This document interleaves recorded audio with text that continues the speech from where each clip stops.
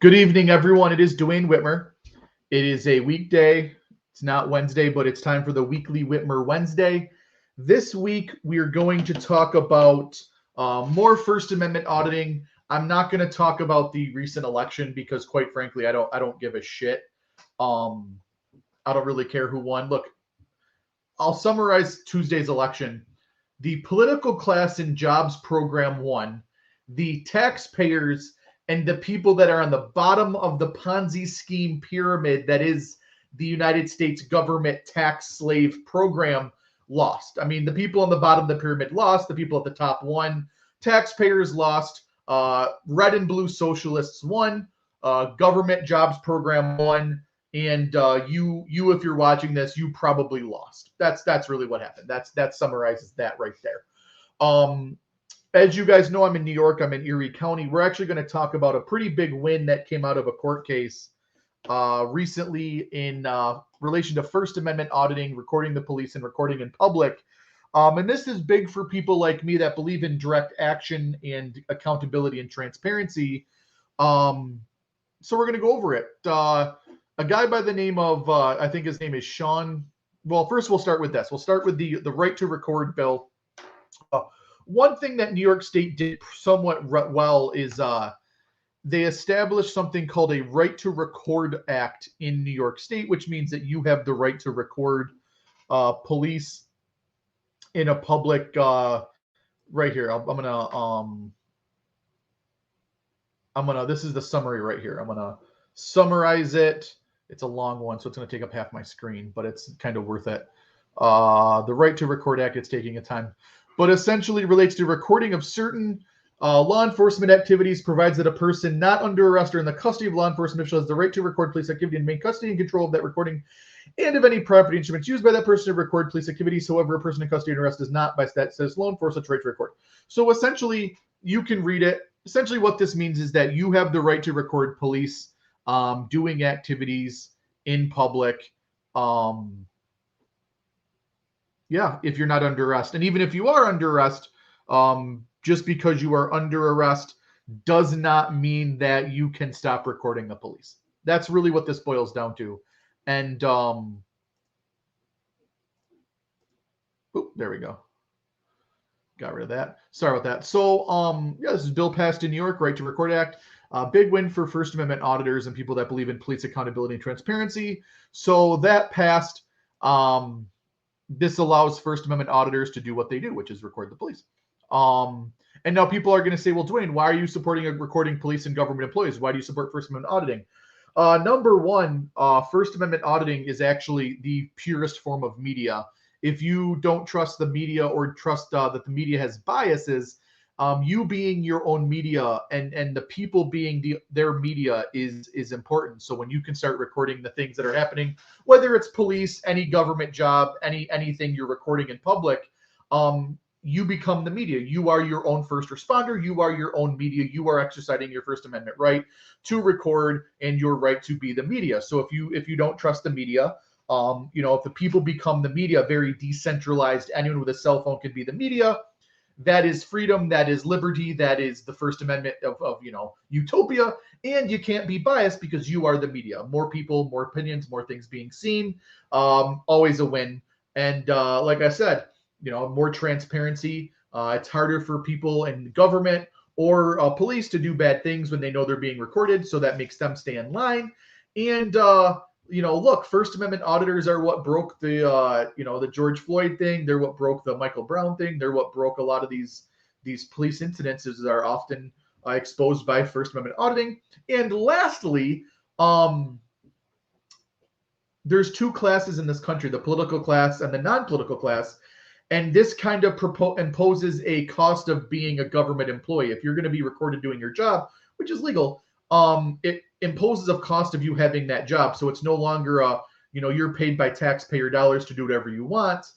There is now a cost involved in doing that. And so it helps, even the playing field. I'll take it a step further.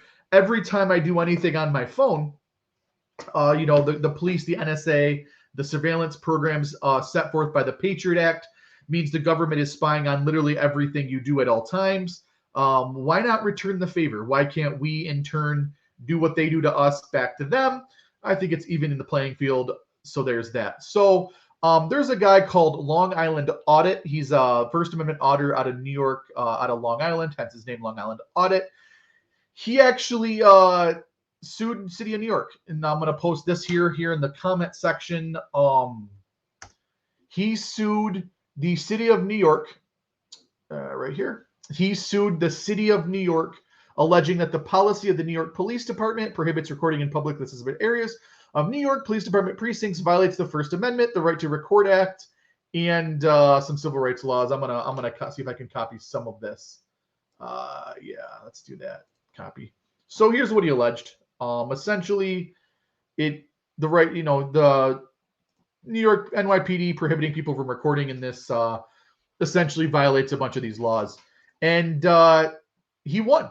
We got a big win coming out of Long Island, where the New York judge said, yeah, the Southern District judge said, yeah, he's right. This is a violation of your Right to Record Act. You can record in policing.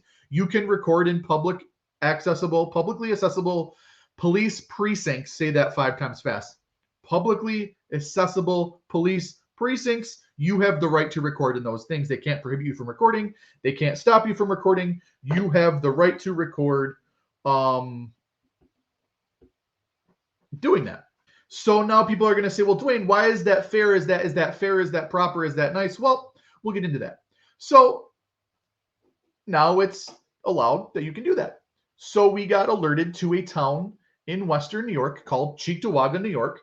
They had their police department has a sign that says, I can't post photos, or I'd post a photo, but a photo that said, filming is illegal past this point. See if I can find the photo on my phone. I'll look it up and I'll tell you. I have a photo of it, so I'll tell you what the photo says. Essentially, it states that I got a ton of photos of my dog, so I got to give me a second here to find it.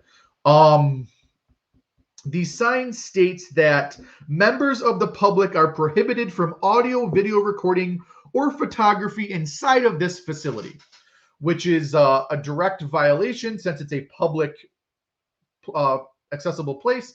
It's a violation of this court order. So we actually went to Cheektowaga, Redress Now, and my new company, Act Now Media. We went to the Cheektowaga precinct and we recorded in there and asked them what's going to happen. And we asked to talk to a supervisor. And it's very interesting how they handle these things. Cheektowaga didn't think things through. So we'll post the video. Act Now Media, which is a media station that I just founded, and Redress Now, who's another First Amendment auditor. Him and I went to this precinct, and we went in, and it's a terribly run precinct. If there's a crime in Cheektowaga, you might be in trouble. Essentially, we walk in, and there's no one at the desk. So we got to call a number, and someone comes out, and we say, we'd like to talk to a supervisor. 40 minutes goes by, and it's like maybe 20, 25 minutes goes by, and we're sitting in the lobby with our thumb in our ass recording things. And no one comes in or out. There's no one at the desk. They're somewhere in the back, like hiding, which makes me question what they're doing. If you're at it there, not the point. I'm analyzing the video. I'll analyze the video later. But essentially, it's a very odd scenario where it just shows that there is no public service. There is no the retail mindset. There is no transparency or openness when it comes to the police or any government agency or government, socialized police force in the community. There was no receptionist at the desk. Hi, how are you? You walk into most businesses, you go to Walmart and some boomer greets you at the door. You go to a restaurant, a hostess seats you. You walk into a police precinct and you're met with lights off, no one at the desk, all the doors are locked. Essentially, eat shit, we're government, we don't care. There's no hospitality. There's no, community support, customer service, because they don't care. What are you going to do? Not go there? They'll take your shit if you don't pay your taxes. So first thing we notice is that it's very, unfriendly to the public, very unwelcoming. So we ask for a supervisor and we wait 20 minutes and a supervisor comes out. And while we're waiting, and this is perfect because you're going to say, well, Duane, you're filming things. There might be bad people in there. It might be someone reporting a crime. Well, what happened was there were people in there maybe reporting a crime. They were talking to police. The detectives came out and took them in the back to a private area in the back, which is how it's supposed to go. So we didn't get any information. We didn't get anything on them. We didn't hear anything. We didn't see anything. We're in an entrance room. It's like if you go to the doctor's office and you stand in the waiting room, and the doctor takes you back behind an area to a private room and sees you. It's pretty common sense. If the government can't figure this out, which they probably can't, that's why they're the government. It's pretty basic. So supervisor comes out, and we're like I said, we're gonna post this video, but he says, first thing he says is you can't record in here. And I think, bro, I've been recording for 25 minutes. If you would have came out 25 minutes ago when we asked for you, it would have been a lot easier. But you waited 25 minutes because you're making us wait. We get it. You thought we'd leave. We didn't leave. Now you got to come out and talk to us. And I will give the officer the benefit of the doubt. He did a very good job saying, it's a policy. You can't record here.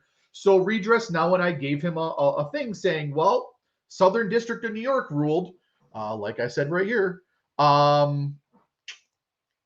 there was a ruling that says that actually this sign is a violation of the First Amendment, the Right to Record Act. And we have the right to record here. This is the Southern District. Now, it's not the Western District, but do you think the Western District would actually differ from the Southern District? A, and B, Cheektowaga is already facing a lawsuit with the police department. They're facing a lawsuit with somewhere else, and they're also facing a lawsuit with their illegal assessment for property taxes and how they collect property taxes. Is another lawsuit really, really good for Cheektowaga? Let's just have a conversation. And he handled it well. He said, listen, I don't make the policy. I just enforce it. I'm just doing my job. Typical police line. And we said, we understand that. We're here to do our investigation like you would do. We're investigating to see if the sign is still there and have the conversation. We gave you the court ruling. Here is a copy of the ruling. Here's a copy of the complaint. Here's what the court ruled. We're telling you that it looks like that sign is unconstitutional and a violation of people's First Amendment right. And you are opening yourself up for lawsuits. And this is what some people would do. Some people just come in and sue you chasing money. We're willing to have the conversation, extend the olive branch and tell you, hey, look, this is it. Now, the cop kept trying to get us to leave. He kept saying, like, let's go outside. Let's go outside. And we're like, no, we're good here. It's cold outside. And we're allowed to be here. We're informing you of something. We got the cameras rolling. We're allowed to do that. So we said, listen, question, if we keep recording, would you trespass? He goes, look, I don't want to, but unfortunately I have to. We got to follow policy. It's got just doing my job. Typical police. I'm just doing my job, whatever. But looks like the signs may be coming down. Long story short, it looks like the signs may be coming down. This is a small win for transparency. This is a small win for accountability. This is a small win for the First Amendment. And we'll investigate next week to see how long it takes these signs to come down, but there's a chance that these signs actually may come down. So it's a small First Amendment victory for Cheektowaga and Western New York. And New York, a small victory for the First Amendment in general. We'll see what happens.